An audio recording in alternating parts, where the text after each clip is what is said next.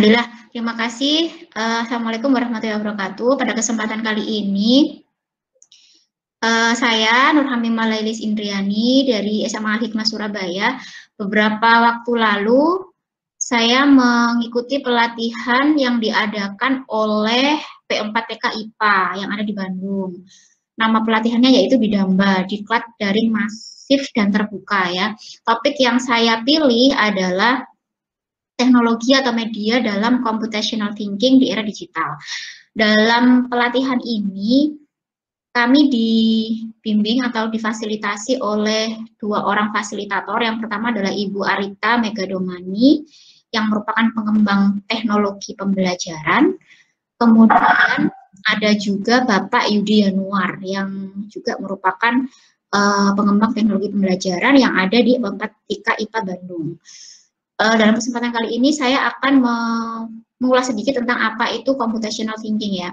Jadi sebenarnya computational thinking itu adalah keterampilan yang harus diajarkan kepada peserta didik terkait dengan skill problem solving.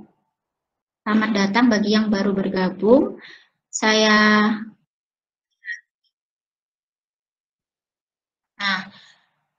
Di era abad 21 kita tahu bahwa banyak sekali kompetensi yang harus kita ajarkan kepada peserta didik kita, diantaranya adalah kemampuan problem solving ya, terutama adalah kompleks problem solving.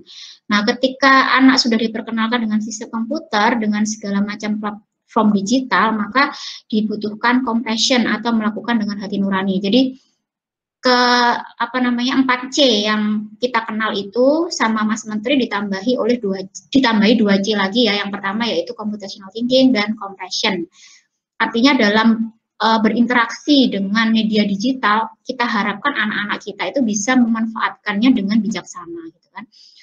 Kemudian perkembangan dunia pendidikan itu kan sangat cepat ya. Terutama saat ini di era pandemi ini ya, kita dulu tidak kepikiran kalau bisa mengadakan forum-forum seperti ini ya. Jadi saya mengundang Bapak Ibu itu jam sebelumnya, jam 11:30 saya edarkan pengumuman lewat grup-grup WA, dan alhamdulillah Bapak Ibu yang bersedia hadir bisa hadir 1 jam berikutnya. Kalau kondisi ini itu kita tarik ke belakang, ketika saya akan mengadakan kegiatan seperti ini, maka saya harus membuat undangan, mempersiapkan tempat, ya kan, untuk mengadakan acara-acara seperti ini. Jadi karena percepatan teknologi digital itu seperti sekarang ini, sehingga kita itu butuh sekali untuk membekali ya peserta didik kita itu dengan salah satunya adalah computational thinking. Sekolah yang menerapkan keterampilan computational thinking akan menjadi barometer bagi sekolah lain ya, dan mampu bersaing dan menjadi pemimpin dalam penerapan pembelajaran abad 21.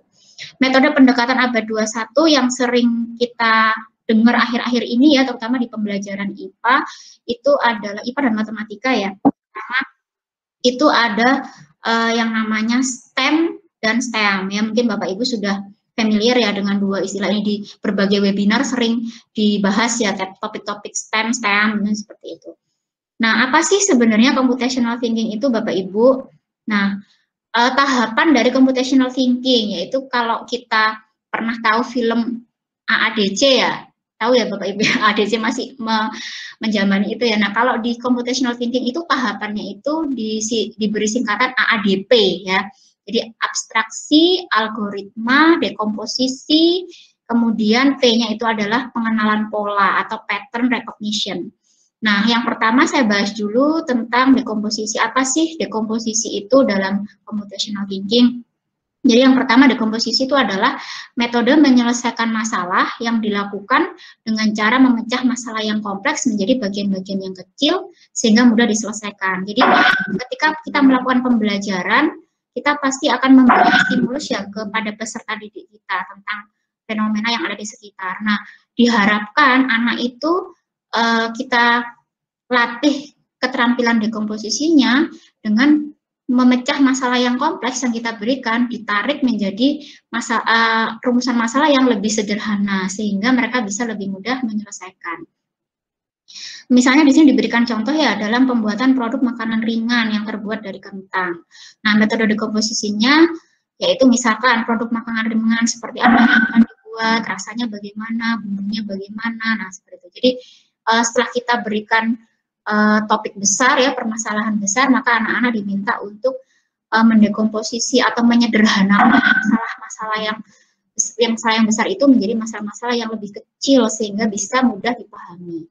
Kemudian yang setelah pattern recognition ini sebenarnya nanti ya terakhir, ini dulu ke abstraksi dulu, ketiga itu abstraksi, kemampuan memilah data yang sesuai dan relevan. Jadi setelah menemukan masalah, kemudian mereka memilah menjadi bagian-bagian yang sederhana, maka anak itu diharapkan bisa melakukan abstraksi atau mengambil hal-hal penting saja ya yang sesuai dengan yang dibutuhkannya sehingga dia bisa menemukan solusi yang tepat terhadap permasalahan yang kita berikan. Kemudian ada lagi adalah algoritma. Setelah si anak tadi itu melakukan abstraksi, maka kita giring anak-anak itu untuk berpikir sistematis ya, berpikir algoritma, yaitu cara berpikir dengan mengacu pada langkah-langkah instruksi yang dijalankan untuk memecahkan masalah. Jadi misalkan kalau di dalam pembelajaran IPA, misalkan kimia, fisika, biologi, tahapan-tahapan berpikir yang sesuai dengan metode ilmiah gitu ya. Maaf, saya ini lagi. Jadi misalkan mulai setelah merumuskan masalah, terus dia itu mengajukan hipotesis, setelah itu baru menguji hipotesisnya, setelah menguji hipotesis, dia bisa kemudian saya lanjutkan lagi tahapan algoritma tadi ya, yang di sini dijelaskan bahwa berpikir algoritma tadi berpikir dengan merencanakan atau langkah-langkah instruksi yang dijalankan untuk memecahkan masalah. Untuk menuliskan algoritma sudah dibahas pada topik sebelumnya, yaitu dengan misalkan flowchart ya, dengan apa namanya sistematika tertentu. Kemudian setelah algoritma tadi kita masuk ke pattern recognition, jadi yang terakhir AADP-nya tadi itu. P-nya itu adalah pengenalan pola. Jadi setelah anak-anak itu diberi masalah, kemudian dia itu mendekomposisi masalah yang kompleks menjadi masalah yang sederhana, lalu mengabstraksi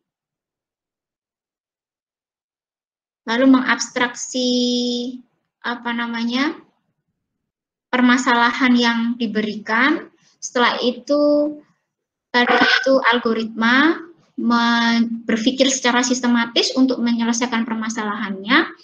Kemudian yang terakhir yaitu pengenalan pola. Pengenalan pola itu adalah membuat suatu generalisasi dari permasalahan-permasalahan yang sudah diberikan dan dia itu merumuskan tahapan untuk menyelesaikan masalah tersebut, diharapkan dia itu akhirnya membuat pola ya, semacam generalisasi. Oh, kalau menyelesaikan masalah A itu cara penyelesaian itu kayak gini, B. Kalau masalahnya itu C, berarti penyelesaiannya D dan seterusnya. Misalkan di sini diberikan contoh, perhatikan barisan, maka saya akan memilih tahapan seperti itu, memilih rumus yang ini. Oh, berarti kalau apa namanya deret geometri yang diberikan, berarti saya tapi pakai cara-cara yang seperti yang lainnya, misalkan seperti itu. Nah, itu sekilas tentang apa namanya computational thinking. Kemudian bagaimana kita mengajarkannya di kelas dengan teknologi digital. Nah, di sini pertanyaannya saya mengucapkan terima kasih atas partisipasinya, kehadiran Bapak Ibu dalam acara nasi ini. Terima kasih.